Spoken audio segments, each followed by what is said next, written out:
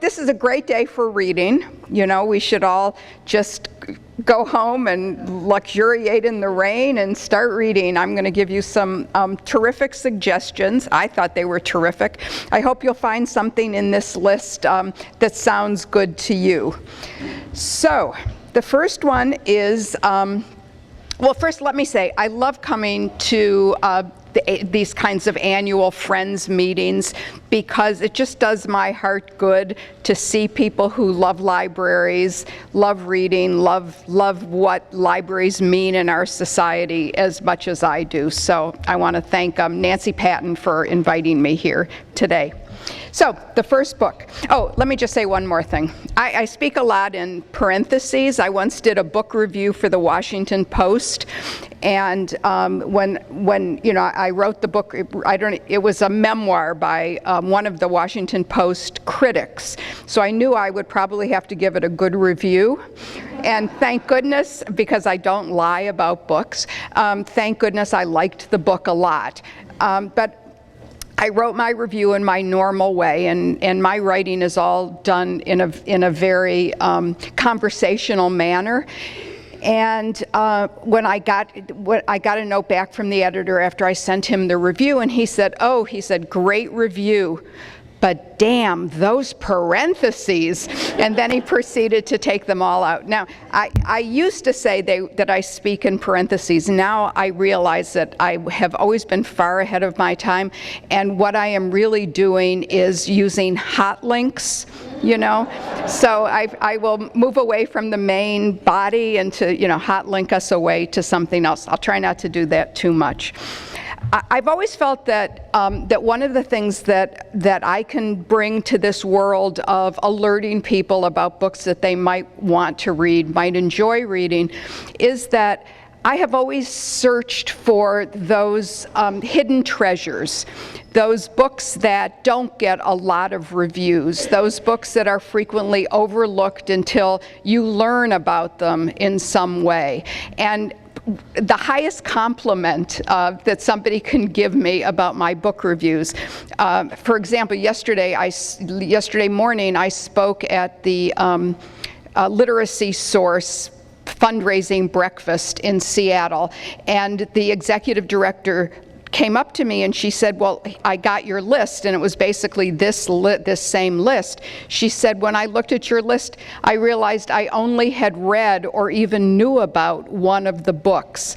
And I thought that is the best thing that somebody could say, because it means that I'm doing exactly what I want to do, bringing to readers' attention books that they might not find out about any other way. So let's, you know, I'm going to talk about these books, and I hope some of them sound good to you. Americana by Chimamanda Ngozi Adiche. This book is probably one of the two best-known books on the list. It just won the National Book Critics Circle Award for fiction. It was one of my two favorite novels from 2013. I thought it was absolutely an amazing novel on many levels.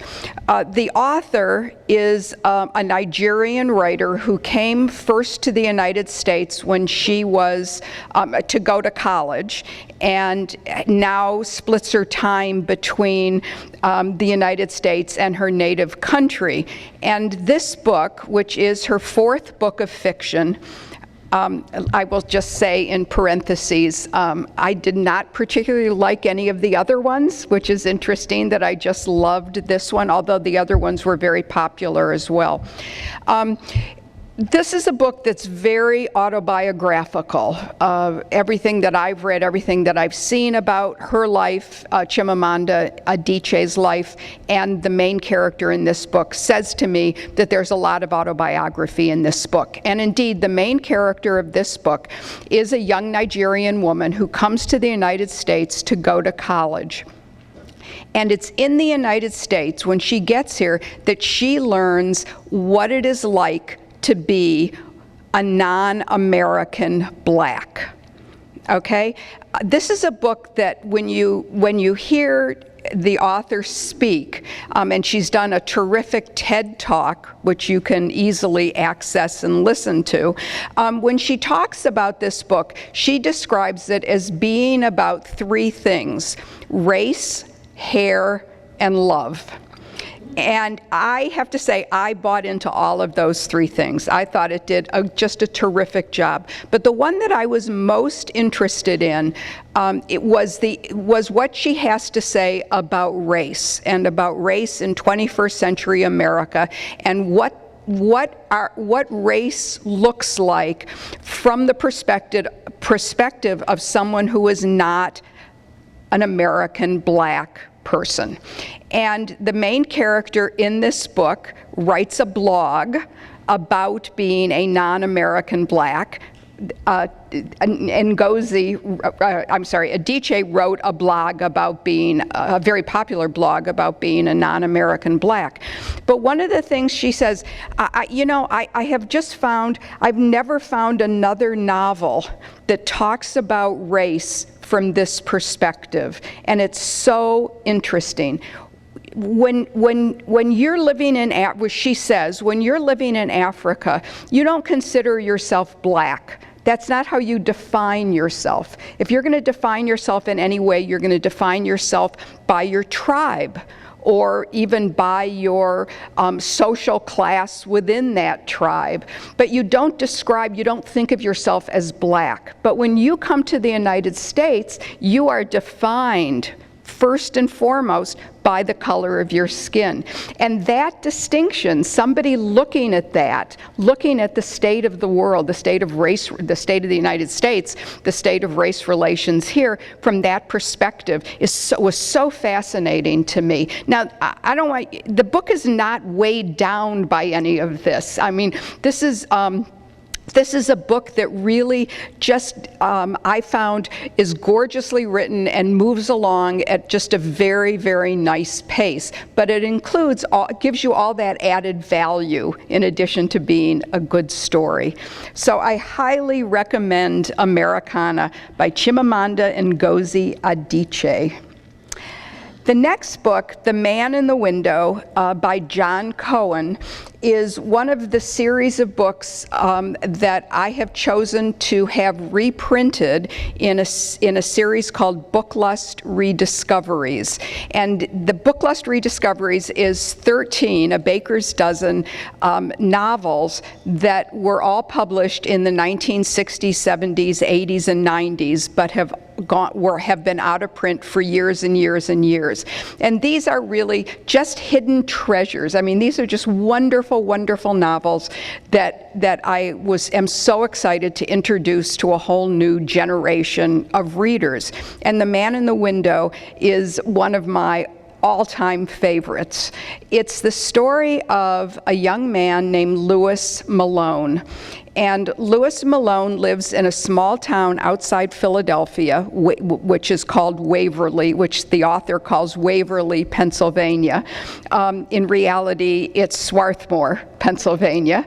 But Louis Malone and his parents have lived in Waverly for a long time. Louis was born there, he grew up there. He still lives with his parents at age 35. And this is because when Louis was 16 years old, he was working in his father's hardware store and a fire broke out. And you can imagine a fire is going to be dangerous enough, but in a hardware store where you have all of those paint thinners and turpentine, all those highly combustible things in there, how awful that would be. And indeed, Louis was burned so severely in that fire in his dad's hardware store that for the next 19 years, and we meet him when he's 35, the next 19 years, he's chosen not to go out of his house in the daylight.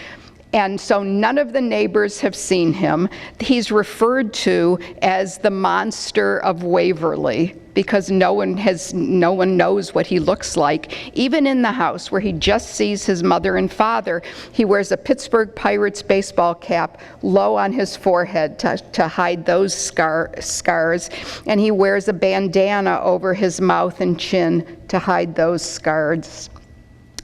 And then one day, when Lewis is 35, for a reason, this is one of those books that makes a really good book discussion because there's just so much to think about and to talk about in the book. But one day, during Lewis's 35th year, he falls out of his bedroom window on the second floor of his house. Now, he is not seriously injured. He lands, luckily, on a rhododendron bush, and so that breaks his fall. But he breaks his arm landing after the bush on the ground. And all of the neighbors who have been so interested in this monster who lives near them rush over to see what he looks like and incidentally to try to see if he needs any help. And they take him to the local hospital. And in the hospital, he meets a young woman named Iris Shula, who is normally an intensive care nurse, but is covering the emergency room the day that Lewis is brought in. And Iris is described by her father in the book, and her father adores her. They have a wonderful relationship. Iris is described by her father as being 4'9" and 155 poorly distributed pounds. Now, I have to say, and perhaps this is a parenthesis or a hot link, I have to say that generally when a book is described as being heartwarming or will bring tears to your eyes or you'll close the book and just feel redeemed by it, it'll change your view, all those, sort of soppy things that you sometimes read that books are about. If a book says that, if a blurb says that about any book, I don't read that book because it's not the kind of book that I like, and I always fear it's going to be very manipulative and not something that I emotionally manipulative and not something that I'm interested in. But I have to say that The Man in the Window is heartwarming. It is absolutely one of those books that you will laugh. It's very funny, and tears will come to your eyes. It is just one of those books that when you finish reading it, you just want to hug it. I call those hugging books. You just want to hug it because it's such a wonderful, wonderful story. And Lewis and Iris and their parents and the people that they meet are just... They will just remain in your minds and your hearts forever. Now that makes it sound a little sickening, but it's not. It's an absolutely wonderful, wonderful, wonderful novel.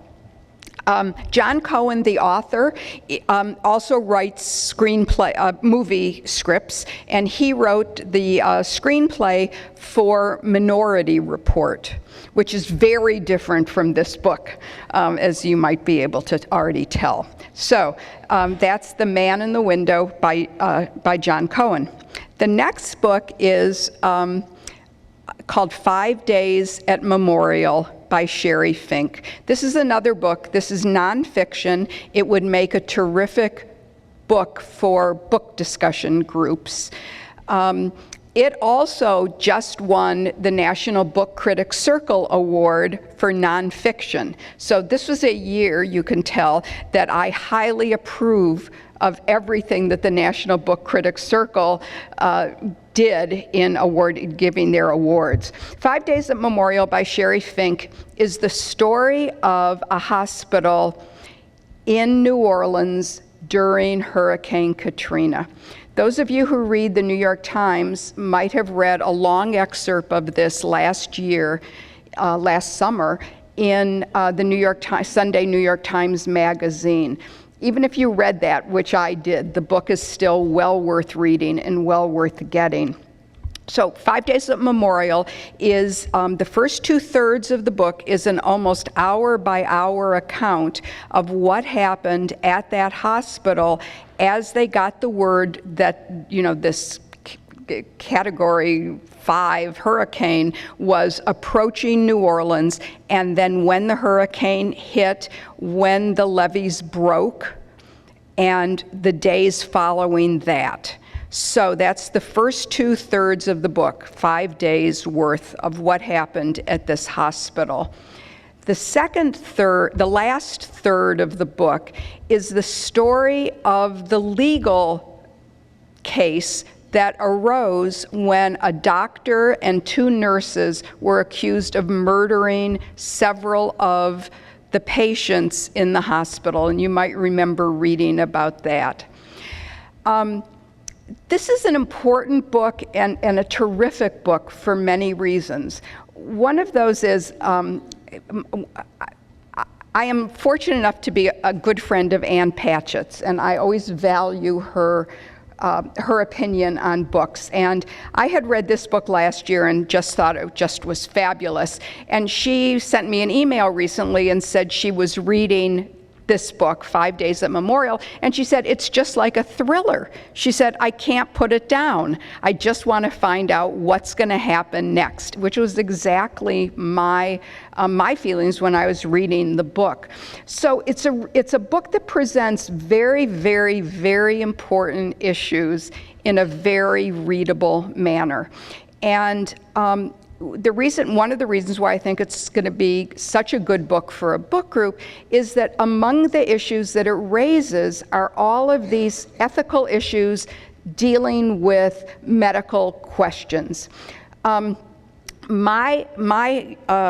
I belong to Group Health in Seattle, so my hospital in Seattle is, I believe, Virginia Mason. When I was reading this book, I kept asking myself, well, I wonder if Virginia Mason has a disaster preparedness plan that everybody is aware of and that's been updated. Did they know where the extra generators are in case power goes off? All of these things are just issues in the book. One of the major things that the book deals with, and indeed this was one of the reasons that there was the lawsuit against this doctor and 2 nurses, is that it was like a war zone where you have to triage. And they had to decide what patients to try to get out of the hospital, what patients could stay in the hospital until everybody was evacuated, they hoped. Do you, for example, try to get out those patients who are the sickest, those patients who are going to die without constant medical attention? Do you get them out first, or do you get out those patients who are likely to survive, who are the healthiest patients? And how do you decide? And especially how difficult it must be to decide when disaster is approaching faster than you could really come to a kind of logical decision about that. Sherry Fink is a terrific journalist, and one of the strengths of this book, I think, is that a reader would be hard-pressed to figure out what she thinks of what happened at Memorial. That is, she never takes a stand. This is not a hatchet job. You reach the end and you learn what happened with the grand jury, with the 2 nurses and the doctor, and you have no idea what Sherry Fink thought of that. To me, that's a great thing in nonfiction, because then it's left up to you. She's giving you the facts and letting you make up your mind. It's a terrific, terrific book, and I highly recommend it. And I highly recommend talking to your doctor about disaster plans for your local hospitals, because there's going to be an earthquake here one of these days, just like they knew in New Orleans that they would get another hurricane and the levees would not be stable. The next book is a collection of short stories by a writer named Tim Horvath. And if any books on this list really fit my mission to highlight these small hidden treasures, Understories fits that mission the best. It's a collection, as I said, it's a collection of short stories and a novella. And they're kind of short stories that I call elastic realism. That is, they're intensely real. They're not set in a fictional place.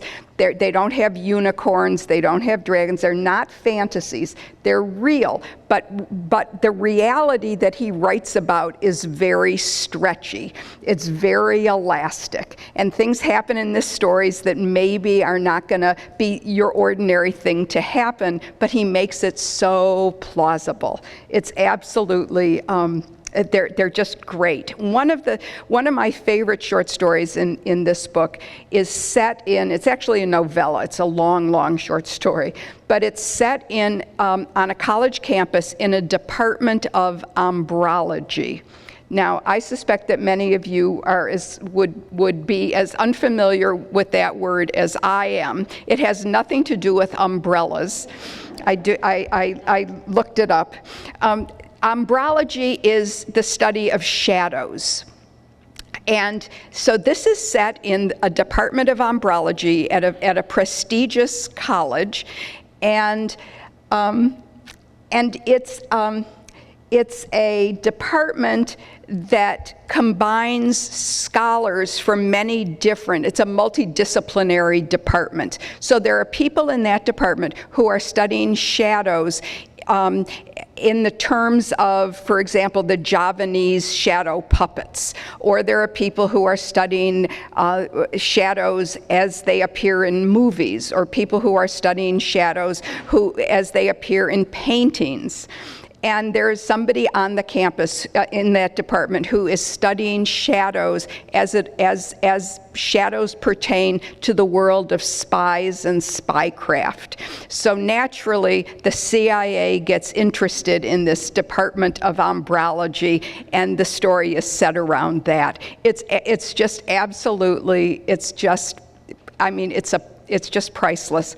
Another one of my favorite stories in here is about, it's about, Tim's stories are very hard to say exactly what they're about, but this is about some kids who are concerned about the issues of extinction and animal species going extinct. And he says in here, and this will just give you a sense of his sense of humor and the way he writes, but he has these kids talking, and one of the kids says to the other, this kid says, you know, I'm really tired of the fact that we humans have to do everything when it comes to extinction. He says, I think it's time for those animals to take control of their own fate.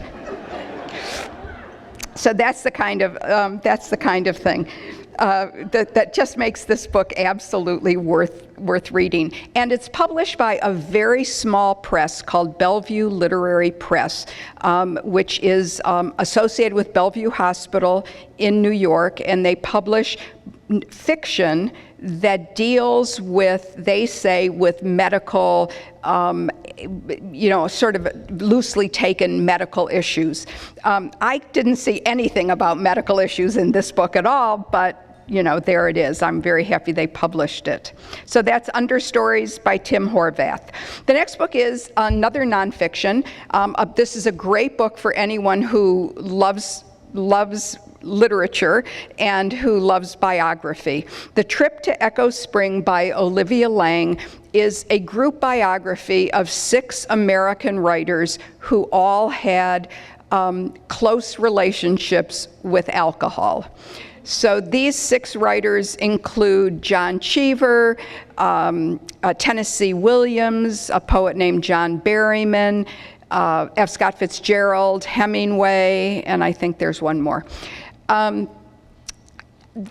Especially writers like Hemingway and writers like F. Scott Fitzgerald, there's been so much written about their relationship with alcohol. I mean, you could read a lot about writers and alcohol. There are many books about that. What Olivia Lang brings to this book that makes it so wonderful is that she's a young British writer, and she's a terrific reader.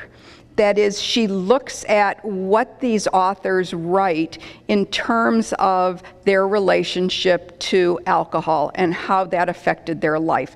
And it's that kind of fresh reading of these authors that most of them were very familiar with, I think, that makes this book so special and so interesting. It's wonderfully written. The title, The Trip to Echo Spring, is a reference to a scene in a Tennessee Williams play where one of his characters gets up in the middle of one of those Tennessee Williams-ish discussions that they have and says, well, I'm going to Echo Spring. And it turns out that Echo Spring is the liquor cabinet on the other side of the room where they're having that discussion. So Olivia Laing's The Trip to Echo Spring, it's terrific. Belora by Phil Margoulies. If you're looking for a great historical novel, if the last good historical novel that you read was, say, Gone with the Wind, and you're looking for another good heroine, just like Scarlett O'Hara, the strong woman, gosh, Belora was wonderful. This is set at the turn of the 20th century in San Francisco, and it opens on the day of the San Francisco earthquake, and then goes back into time. So we see the main character, Belora, as a child and how she got to that place in her life. And her life was fascinating.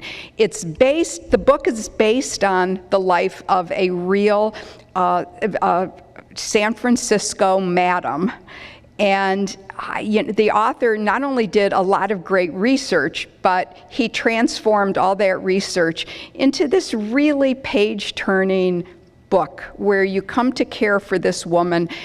You really like her, you want her to succeed, and just to move with her through all the different experiences in her life. It's just such a pleasure. So that's Belora by Phil Margoulies. The Cold, Cold Ground by Adrienne McKinty. I love mysteries, but I have a hard time finding new mysteries because I want something in my mysteries that's more than just the plot. I want what I sort of call added value. I want something there that will interest me beyond just who killed whom. And The Cold, Cold Ground by Adrienne McKinty is a book that does exactly that. It's the first book in a trilogy about a young Irish policeman named Sean Duffy. So I'm going to just parenthesize and say that my mother had many quirks. She disliked many things in this world, and one of the things she disliked a lot was Roget's thesaurus. She just for some reason did not care for that, and I certainly remember that she didn't care for it. But the thing that she despised above all else were trilogies. She was a big fantasy reader, and fantasies are trilogy heavy. And she would always just wring her hands and say, why do they have to write them in trilogies? So now we're going back to The Cold, Cold Ground by Adrienne McKinty. The Cold, Cold Ground, the first of a trilogy, forgive me, Mom. The Cold, Cold Ground is set in Belfast, Northern Ireland in 1981.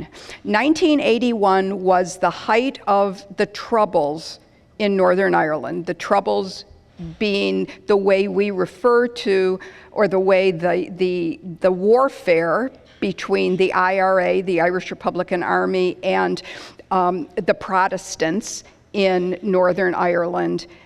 They're really hatred and warfare on the streets of Belfast and all over Northern Ireland. 1981, the book opens in 1981, which was the year that of the hunger strike in when Bobby Sands, some of you might remember, Bobby Sands starved himself to death in protest of the Protestant government. And that's when the book opens that year. So Sean Duffy, who is a policeman, the police force in Northern Ireland is called the Royal Ulster Constabulary. It's a primarily Protestant police force, and Sean Duffy is a Catholic. Okay, he's a Roman Catholic who has joined the police force, which means that he is hated by everybody. Okay, he's hated by his fellow policemen because they don't trust him, because he's Catholic. He's despised and infuriates the Catholics, the IRA, because he's betrayed them. And there he is in this kind of middle ground. Now you add all that in where you learn so much, where you feel like you're in Belfast then, and you see what it was like for those people to live there. You add to that kind of sort of great setting, you add this terrific mystery, and you get the cold, cold ground. I'm happy to say that the second book in the series and the third book in the series are just as good. Thank goodness, because that's another problem with series books. The first one might be great, but the second one not so much, and the third one, Katie barred the door, we don't want to read it. If you like mysteries, The Cold, Cold Ground is a book for you. It's fabulous. The Wind is Not a River by Brian Payton. This is a book I think that will appeal to a lot of people, a lot of different kinds of readers. Brian Payton is a Canadian writer, and this is a book a historical novel set during World War II, and it takes place during the time. It takes place in the there was only one World War II battle on American soil, and that was in the Aleutian Islands. And most people don't know very much about that. And this is a book that takes place at that time in that place. The main character, there is a husband and wife are the two main characters. The husband's brother was killed in Europe fighting. And the newspaper man, the husband, decides that he needs to be part of the war. So he goes up to the Aleutians to intending to write about it, but gets caught up in the attack by the Japanese. Meanwhile, his wife is in Seattle and trying to find out what has happened to her husband when she stops getting letters from him or any news. And she, in a very interesting way, finagles a way to get herself up to Alaska as well. It's a terrific novel. It's beautifully, beautifully written, the kind of novel where you want to underline good sentences and read them to people. But again, it has that added dimension that I'm always looking for in a good book, so that where I come away from it having learned very painlessly something about the world that I didn't know. The next book, Plum and Jaggers by Susan Richard-Shreve, is another book in that series of Book Lust rediscoveries. And this is the story of 4 children, the McWilliams family, and they are orphaned in 1979 when a bomb goes off on an Italian train. And it's a book that's the first chapter, that's the first few pages of the book, so I'm not giving anything away. But that event, that death of their parents in this violent way, sudden violent death of their parents that leaves the children orphaned, this is a book that explores what happens to them, how that affects them for the rest of their lives, especially the oldest son, who is the one who was 11 when his parents died, and he has the most memories of them. And one of the things that the 4 children, as they grow, end up doing is starring in a reality television show.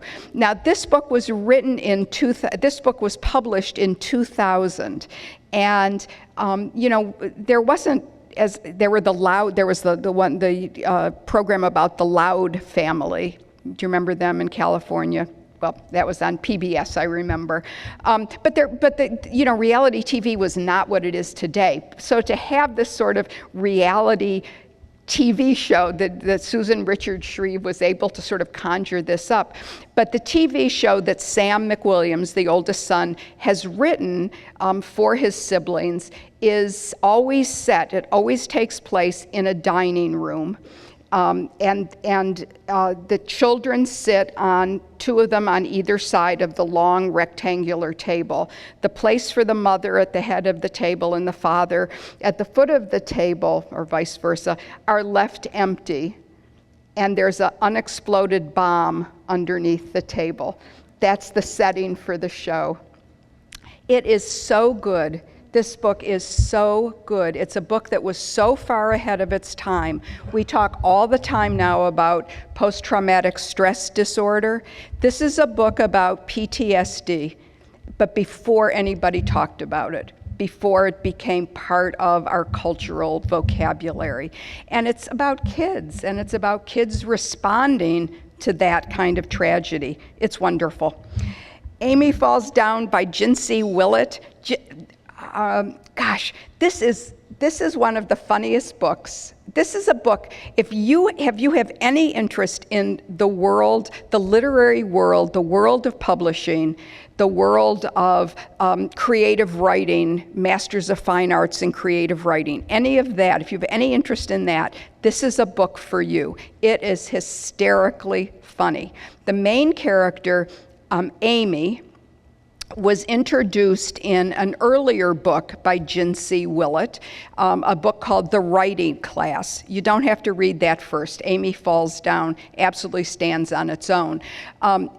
The first book that I read by Jinsey Willett was a book called Winner of the National Book Award. That's the name of the book. And just that title should give you an idea of her sense of humor. Because, that's a brilliant title for a book. Because you're walking down a table that's, a table that's displaying new books or whatever, and you see this, and you sort of say, oh, winner of the National Book Award. I didn't know that won the National Book Award. I'll have to try it. And plus, winner of the National Book Award has a librarian as one of the main characters. So, of course, I love that. But Amy Falls Down is about a writer, a woman in her 60s, who wrote 4 wonderfully reviewed and barely sold any copies of her 4 earlier novels or collections of short stories. Very much like Jinsey Willett herself, whose books were well reviewed, but nobody bought them, despite that great title.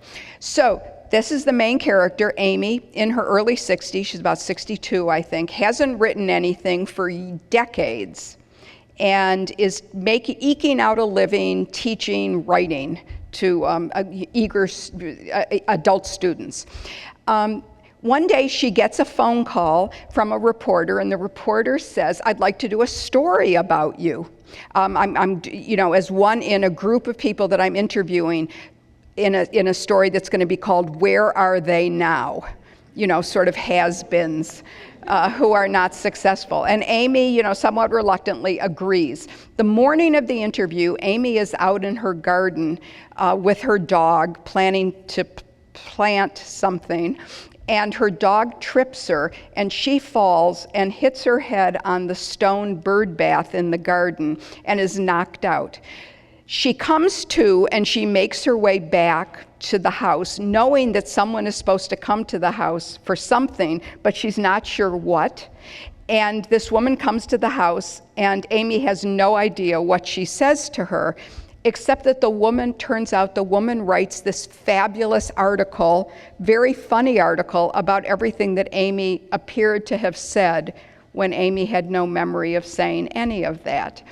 And as a result of that article, Amy is catapulted back into the world of literary fame. And so she's invited to speak on National Public Radio, and she's invited to literary conferences. And, this is a book, there's something funny and something very astute and ironic and biting on every single page about publishing and about literary fame and writing. It's absolutely terrific. Don't miss this book. The last book on my list is, this is actually the second book in another mystery trilogy. So I would ask you I made a mistake, and I would cross out Countdown City because you need to start with the first book, which is called The Last Policeman. The Last Policeman is set in a little bit in our future, I hope a long time from now, actually, in a small town in New Hampshire, and the main character is a young policeman on the town's police force, and it's set at a time when scientists have determined that an asteroid is going to strike Earth, and Earth is going to be, if not destroyed immediately, everything is going to be changed about it. So if you're not killed right away as a result of the immediate impact, then you'll die a long, probably not happy death. Or in any event, we won't have friends meetings like this anymore.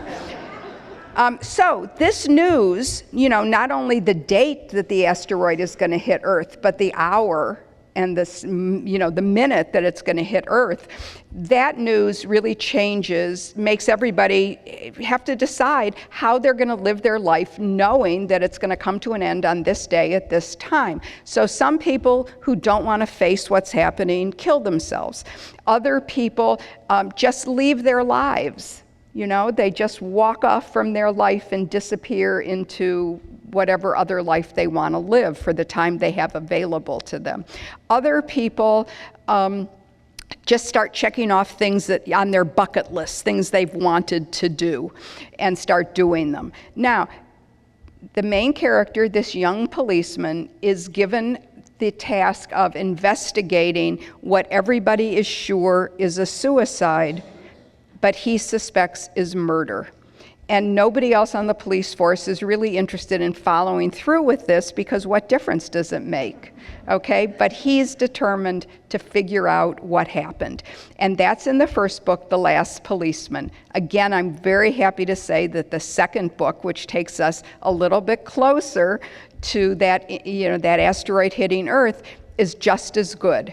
And the third book will be out this summer, and I've put off reading it because I'm really nervous that it won't be as good as the first two, and I don't want that to happen.